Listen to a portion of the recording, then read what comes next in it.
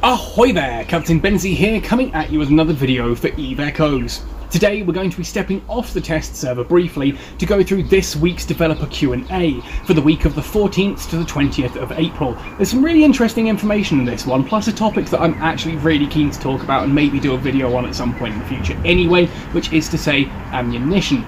So we'll jump into that in just a moment. As usual, if you enjoy this video, let me know by hitting like on it, subscribe to the channel for all things EVE Echoes, ding the notification bell to never miss an upload, and let me know in the comment section down below what ships, what topics, etc. you'd like to see me cover in future content.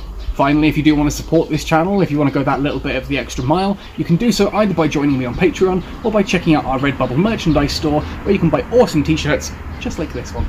Anyway, all that said and done then, let's talk about the developer Q&A for the week of the 14th to the 20th of April. First up then, now that you mentioned mining drones will be added to the game, would you also add mining support ships such as the Porpoise or the Orca? Now, NetEase Lance here says, we plan on adding the first wave of mining ships around the same time as when we release capital ships in August.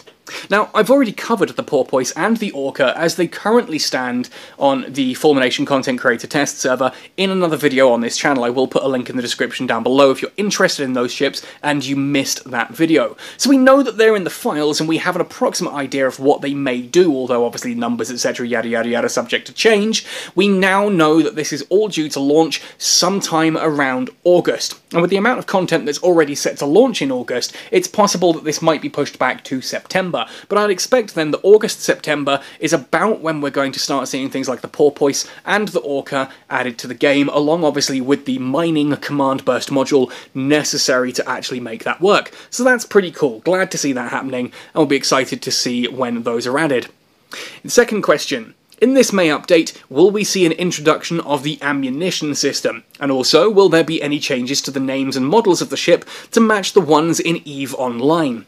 Now, Nero responds, we plan on adding ammunition, as well as implementing moon ore mining, part of manufacturing ships similar to those in EVE Online, later this year. I noticed that he dodges the question about changing the names of the ship, and I'm kind of for this and against it. Yes, I miss the fact that the Thrasher Interdictor is called the Sabre, that rather than it being the Slasher Interceptor and the Slasher 2 Interceptor, it's the Stiletto and the Claw. I miss names like Tyrannus, Enyo, Ishkur, Wolf, Jaguar, Cheetah, Hyena, obviously mainly the Minmatar ones, but I'm also okay with it being things like a Thrasher and a Thrasher 2, because it clearly states what that ship is and how you're going to use it. It inherits.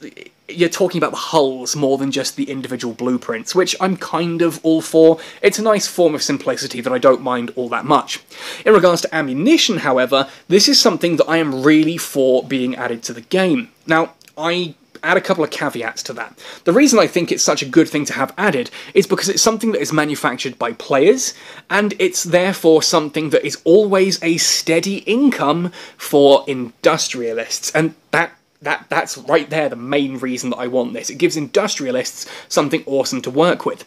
What I'm hoping they do change from EVE Online is that basic ammunition should be unlimited. It absolutely sucks to go out into a mission, find it takes a little bit longer than you'd anticipated, and you end up running out of ammo completely, at which point you have to abandon the mission, fly off to somewhere, pick up the ammunition, come back, and then sort of continue the fight. That's not fun. I think that, yes, ammunition should be added, it should be expendable, it should be something that is made only by players, but I think the basic ammunition that your ship uses should always be fitted and should always be completely free and completely unlimited, not taking up any space in the cargo hold. I think that then if you have ammunition like, for example, Quake and Scorch and all these other types of ammunition that are added to weapons, what it then does is it increases the range whilst decreasing tracking, changes the damage type, like you can get things like electromagnetic cannon ammo, so that your autocannons are suddenly doing electromagnetic damage rather than explosive, and that's really cool. It means you can fit a ship for different occasions when you go into that particular fight, and mid-fight, if someone jumps in on you, you can change your ammunition type by reloading your cannons and do something different. It also means that certain fits can be better or worse depending on different ammos. For example, if you're going to go for a strike cannon kiting fit, you could look at a kind of like physical ammo, cannon ammo, that increases the range whilst decreasing the tracking. Or you could go for an autocannon fit that increases the range but decreases the tracking to help you sort of kite outside of web range. This kind of crazy fit you can do with ammo is really, really cool. It's also interesting there to see that moon ore mining is looking to be added. Currently, I don't think there's any real way to navigate to a particular moon. You can jump between planets in a star system, but you can't jump to that planet's moons. That means we're going to get a big overhaul to your actual star systems and your ability to navigate within those, which I suppose with scanning around the corner does also kind of make sense there. But moon ore mining...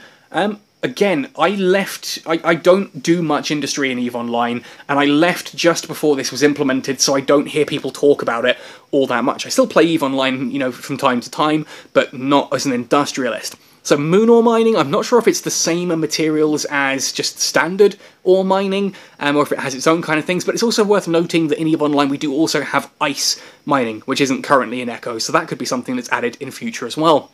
Anyway, I've lingered on that question way too long, but there's a lot of interesting info there. Third question. Are there any plans for corporations and alliances to be able to create custom medals to recognise pilots for their contributions?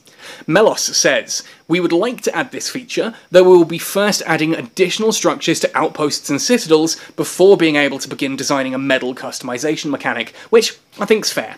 I think giving corporations tools that are actually useful for them in regards to their corporation citadels and capsuleer outposts is absolutely valid over cool things like medals. Not to say I don't want medals, I think that's an amazing thing. I was super happy when Joseph popped into the content creator chat and went, hey guys, have you checked your mail in-game? And we opened it up and there we are, the senior content creators all got that special medal. We've got it, I've put it on screen at the beginning of most of my videos and it's attached to my character in-game, so 100% you know it's me flying around because I have this unique medal.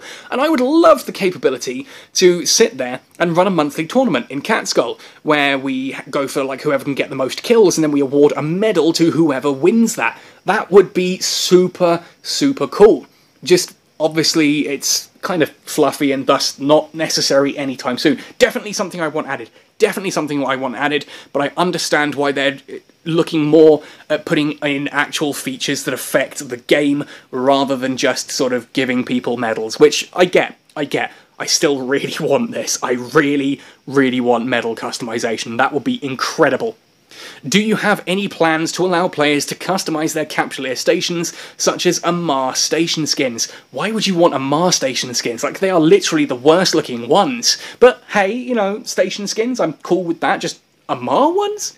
Anyway, Nero says, we do plan on adding skins for capsuleer outposts and corporation citadels in the future. More details to come. And I'm pretty excited by this, because some of the old Minmatar stations look really, really cool, and I would love for the Catskull Academy, when we eventually build it and, you know, drop it somewhere, to actually have a proper skin like that, or even its own unique skin. Nero, Melos, if you're watching, please add an actual Catskull Academy ship, like station to the game that we can dock at, and then, you know, put a skin on it that's going to make it look awesome. Do it. You know you want to. It's going to be amazing. Like, shush. Don't care what Reddit and everyone else says. That's going to be amazing. Let's do it. We'll have fun. It'll be fantastic and it'll be awesome and everyone will love it. Anyway, so that's our Developers Weekly Q&A for this week. Lots of interesting information in that second question there. I really want to see ammunition added to the game. I think that's a really cool thing. Nice to know that we actually have sort of an approximate date now for when the Porpoise and the Orca could be added. Love to get sort of more customization for medals, etc. within corporations and alliance, and 100% adding skins to stations is just badass. Anyway, folks, let me know your thoughts and opinions in the comment section down below. I know, obviously, I've had to interrupt my daily scheduling of all the cool stuff that's on the current test server to talk about this one, so I want to hear stories from you guys, what you've been doing on the test server, what fun you've been having, any particular ships you've been playing around with, that kind of thing. Let me know what you've been really enjoying on the test server in the comment section down below. Otherwise, folks, thank you for watching right the way to the end. Happy sailing, and see you in New Eden!